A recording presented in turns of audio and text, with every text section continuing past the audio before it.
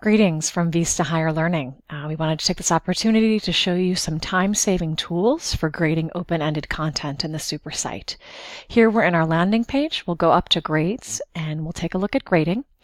This is where we see all of the open-ended content that has been completed by students. Anything that you've already graded, what needs to be graded now, what's upcoming, and anything that has been unassigned that students have perhaps completed that would require your grading.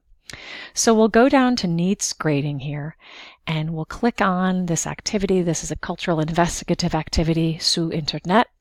We know that it's been submitted by both of our students in the course.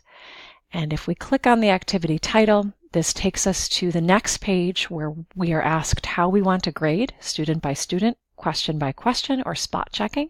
Spot checking is a great way to just get an overall sense of how students have done on a particular activity. We'll click on Start Grading. This will take us to our first student, Charmaine. We will see the question here. You can always go back to the activity by clicking on View Activity, and then we'll see Charmaine's answers. We can comment in line, which will be highlighted in red, so it's easy to see for the student. You can also insert any comments, explicit comments, in line as well.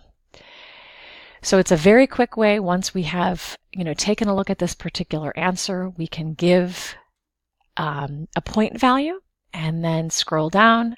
And then once we have completed the entire activity by following the same process, we will click Next, and then this will take us to our next student. So it's a very quick and easy way to grade open-ended content, open-ended activities.